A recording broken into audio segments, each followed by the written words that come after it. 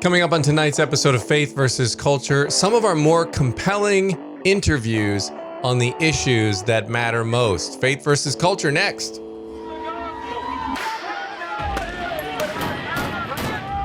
have sex before you marry is a bad idea. Don't tell me there's no such thing as gun violence. That just depends on your definition of when life begins. There are problems of sin and habit that cannot be solved outside the person of our Lord Jesus Christ.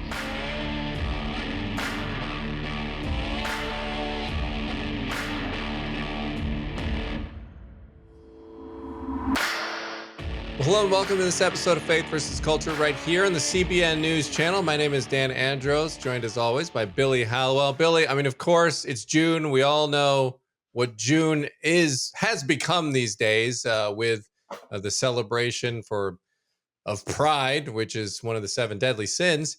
But nevertheless, it's something we have to navigate as Christians, and so we're going to have a great conversation about that today. Well, yeah, I'm excited because our friend Kirk Cameron is joining us today. Kirk, how's it going? Hey, it's going so good. The sun is shining. My wife still loves me, and I'm making inroads into the kingdom of darkness to shine the light. It's been a great morning. You have been all over America, literally. In recent months, you've had 2 kids' books. Your latest hit June 1st. And of course, in light of the topic that we are discussing today, Pride Comes Before the Fall. That's the title of the book. I have to ask you, what has led you in this direction of writing these books, of speaking to families so openly? Too much coffee. This has got me on the road. I can't sleep, and I need to read books to children about virtue and about wisdom. I am like everyone else who loves God, who loves their family, who's concerned about your kids' future and the future of America, concerned about the direction our culture has been heading for decades. And while we do live in the greatest country in the world, we're based and built on biblical principles. We have historical heroes that thrill us, like the Pilgrims and Martin Luther King and George Washington and Abraham Lincoln and others. Not perfect men, but men who understood principles that led to freedom, liberty, blessing, protection. And there is a need for a new generation of liberty men and women to rise up, and I want to be counted among them. So what do? Start by rooting the sin out of my own heart, because if I don't do that, I've disqualified myself for doing anything bigger than getting my own house in order. Love my wife, raise my kids, and then use the opportunities I can to shine light in the darkness. And I've been traveling the country reading books to children in public libraries. The first one was called As You Grow, about biblical wisdom and the fruit of the Spirit. And my newest one is called Pride Comes Before the Fall. And it's a book teaching kids about the value and importance of humility. As you mentioned, pride is all the rage, they say, this month. And my book comes out on June 1st, the first day of June, just in time for kids who are getting out of school and parents who are putting together summer reading programs so that their kids can learn about stuff that will equip them in their life to be healthy mentally, physically, and spiritually. As you're discussing that, and I've seen the pictures, I follow you on all your accounts and everything. And what's your outlook on, just America, where we're headed, from a faith perspective as well? Where do you see things heading up, and what's your kind of outlook on it all?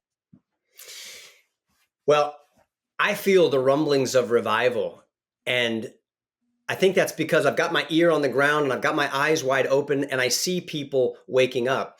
But I do understand that the dark storm clouds are closing in as we look around. But I think what we need to do is we need to get our eyes off of the storm clouds and remember that the creator of heaven and earth has his sun of righteousness and justice and truth and life shining above the clouds.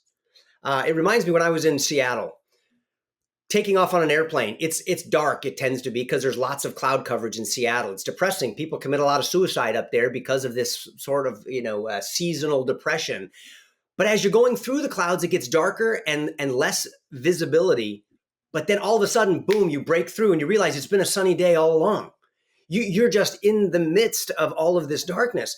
And what I've seen is that the clouds have been darker in the past. What we're seeing with the abortion holocaust, what we're seeing with the mutilation of children in the name of gender affirming care, what we're seeing in terms of the economy and the loss of liberty because of authoritarian government, that's bad, but it's nothing compared to what it was like when the family of faith was under the boot of Pharaoh in Egypt. It's nothing like what the Babylonians did to people in the ancient world, the Medes and the Persians, the Roman Empire. When people were fed to lions, they were sawn in half, they were impaled like steak on a skewer, and they were raised up and set on fire as human torches to illuminate entertainment gladiatorial games in the Colosseum. We haven't seen anything yet when it comes to the depths of depravity of the human heart in America. And what's interesting is God never said, fear them. He said, fear me. Mm. And I'll bury them. But if you forget me, be afraid, because I will bring them to discipline my people and purify their hearts and get your eyes focused singly back on me. And I think that's what's happening in America. I think we've been distracted by so many shiny objects, our comfort, our pleasure, our prosperity, wanting to be the most loving and inclusive. And so we give up our morals and we slide over here to this woke community in order to get the corporate praise we're looking for, like Target is, like Bud Light is, like all of these, or increase our profits or whatever it is. All a bad idea. We need to get our eyes back on God, and we need to apply his word to all spheres of life. If we do that, then I think we're headed for blessing. If we don't, I fear the consequences for America. Getting our eyes back on God. Kirk Cameron, thank you so much for your time today. Appreciate it. God bless you guys. Keep up the great work. Thanks. Everyone else, we'll be right back with more Faith versus Culture after the break.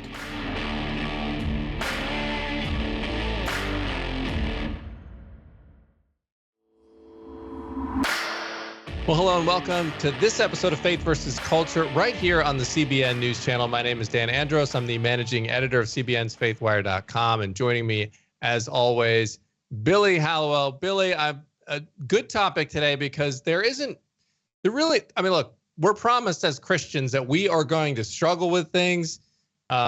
This is not going to be a cakewalk sort of life. Like, you're going to have obstacles. You're going to have things that get in your way. And what do we do with that? And so today's guest is going to be taking us through how we do just that.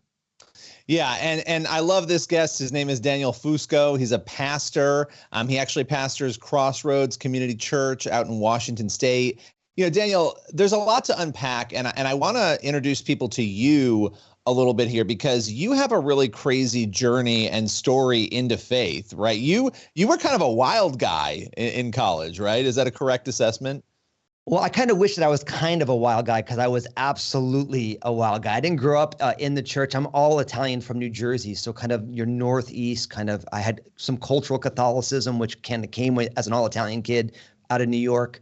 But no real faith at all. You know, we would go to church from time to time, but never talked about the things of God. So I got radically saved in my very last semester at Rutgers University, where I studied psychology and music. I like to tell people that I actually really just studied partying, kind of your classic, college experience for so many people. But Jesus is really, he met me in that very last semester. And then I pivoted from doing a career in music, feeling called into the ministry. And so I've been, doing ministry in what people would commonly call kind of exceedingly liberal environments. I planted a church in New Jersey.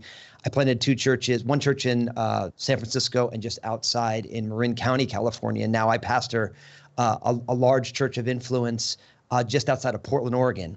And so in some ways, my entire ministry focus has been trying to reach people who were just the way I was before I came to know Jesus. And God's just been doing some really, really wild things.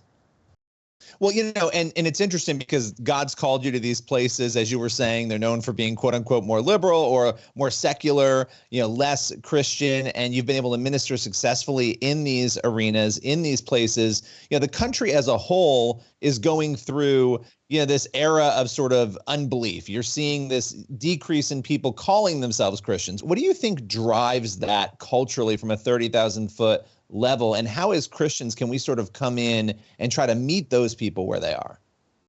Yeah, I mean, I guess that's the $1 million question, if we can use the phrase, for what does it mean to be a follower of Jesus? I think there's a number of factors. I think by and large for the church, the people of God, for a long time, the culture was our culture was more Christianly.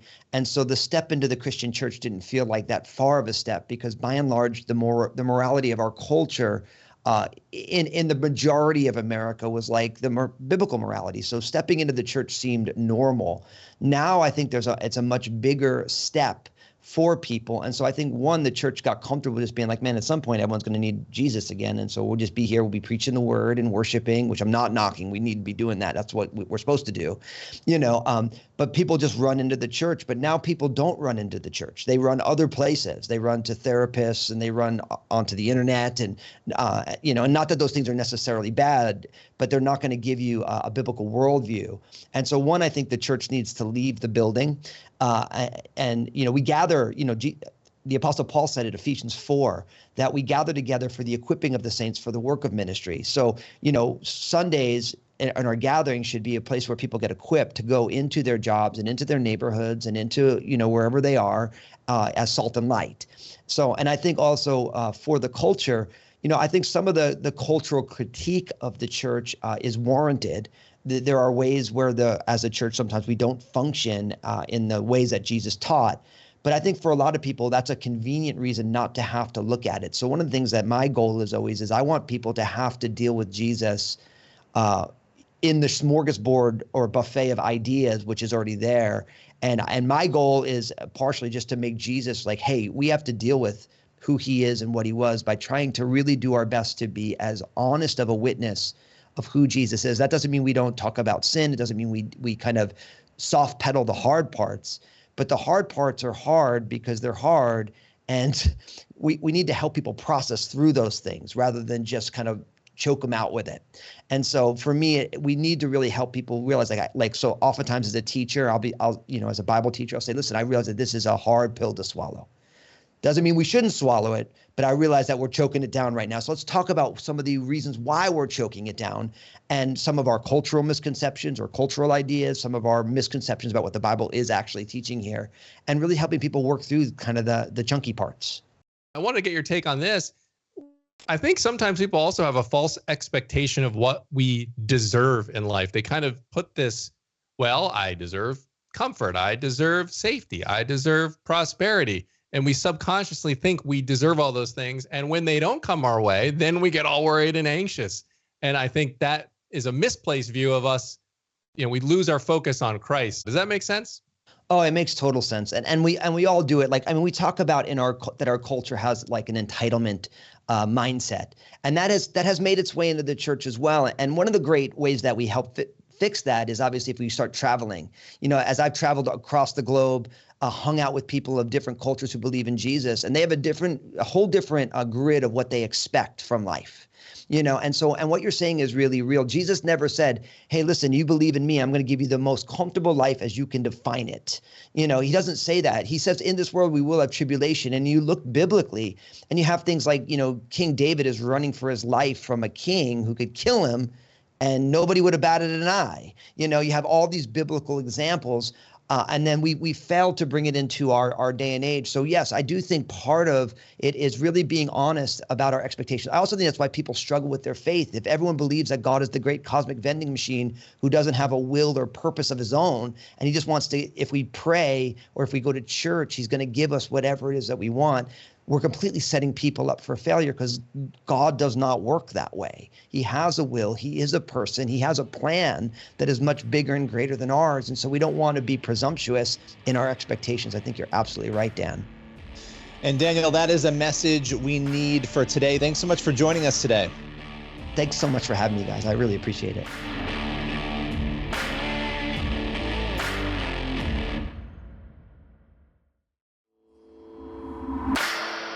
Hi, I'm Billy Hollowell, and welcome to Faith versus Culture on the CBN News Channel. Today, I am joined by Todd Nettleton from Voice of the Martyrs. We are going to be talking about Christian persecution around the globe and getting into some of the really troubling stories that we're seeing happen, some past stories, and what we can glean and learn from those stories. Todd, appreciate you, as always, joining me today.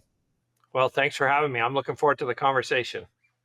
I want to sort of dive right in here to a broader issue. We're going to get into very specific instances of persecution, and we're going to talk through those. But if somebody were to ask you, and I'm going to right now, what is the state of persecution, Christian persecution around the globe right now, how would you answer them?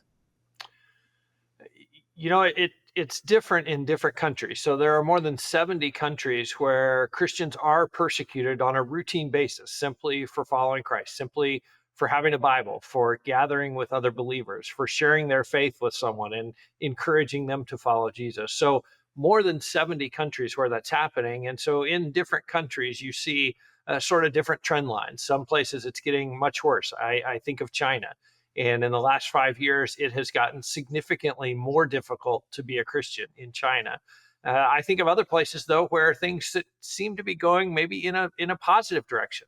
I talked recently with a man who's lived in the Middle East for a number of years, and he pointed out one of the countries there where things are much different in a better way than they were 5 years ago. So there are different trends in different countries.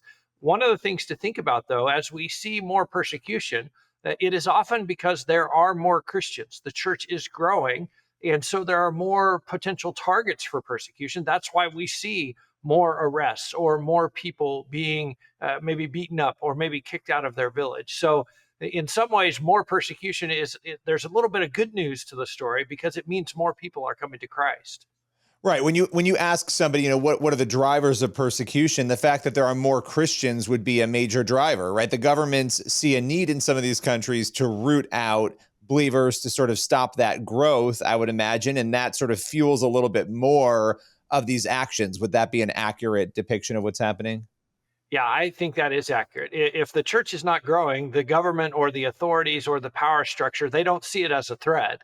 If it's shrinking, it's going away. That in their mind, that's a positive development. So they don't need to persecute unless the church is growing. And it's interesting and sometimes almost humorous how these governments or leaders think, well, if we arrest enough Christians, if we beat enough Christians, we'll stop the church. I think that philosophy goes all the way back to the Roman Empire, and it's never worked. So on the whole, and correct me if I'm wrong, it sounds like Christian persecution is raging. Maybe it's gotten worse on the whole from a 30,000 foot level, and it is getting worse, but there are pockets where it is actually getting better. Is that accurate? I think that's a fair way of saying it, yeah. So that, and I know you're not going to name the country and you can't name the country where it's getting better. How are things improving there? Because that is really interesting and encouraging to hear. It's interesting in the way that it's getting better is the government has become more open to Christian presence. And let me give you two examples. So this particular country has an international book fair, and they have now allowed a Christian publisher to come and be a part of this international book fair. So literally a booth in this book fair where there are Christian materials out on a table that people can pick up and thumb through and look at. They were told, no, you can't have Bibles out on the table, but you can have them in your booth. And if someone really wants a Bible, you can give it to them. That's a mind-blowing change in this particular country. Let me give you one more example. There was a person who came to faith. So they left Islam. They became a believer in Christ. They got baptized, and they posted pictures of their baptism on social media. Now, when the police came to them, they didn't say, why did you become a Christian? Or you're an apostate, we're going to arrest you. They said, why did you post pictures on social media? That kind of embarrassed us. You kind of shamed us by doing that. Why didn't you just keep it quiet and follow Jesus and keep it private? Again, that may sound subtle to some of the people who are watching this, but that is a humongous change in this particular country. And so to see that is really kind of earth-shattering for the believers there to say, wait a minute, the government is there's at least a sliver of openness for us to be present in this country, in this society. And like I say, that's a huge change. I want to point people to an event that you have coming up, Hearts of Fire. This is a virtual event, July 14th, and you're going to have some incredible speakers during this event. Tell us a little bit about it.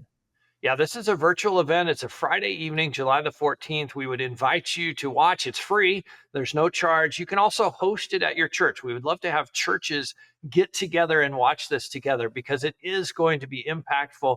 We have 4 ladies who all have firsthand stories of persecution. Gracia Burnham was kidnapped in the Philippines. Anita Smith's husband, Ronnie, was killed in Benghazi, Libya. Helen Berhane was locked in a shipping container in Eritrea for a number of months because of her Christian faith. And then Susanna Coe, whose husband was abducted in Malaysia 6 years ago.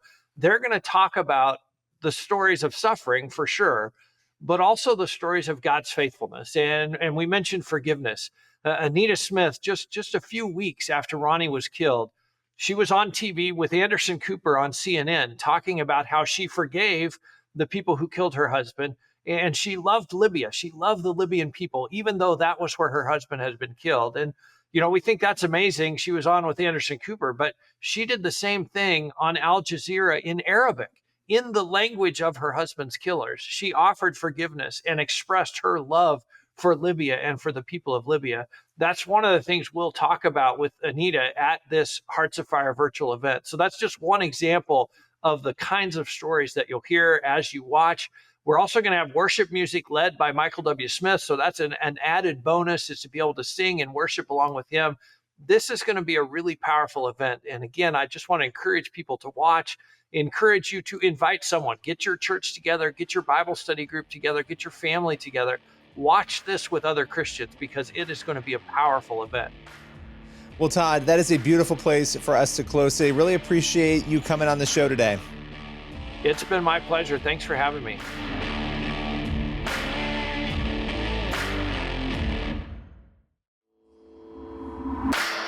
All right, that's all the time we have for this episode of Faith versus Culture. As always, thank you so much for being here. Thank you so much for watching and supporting CBN and the CBN News Channel. And we will be praying for you as you go throughout your week, and we'll see you back here next time. God bless.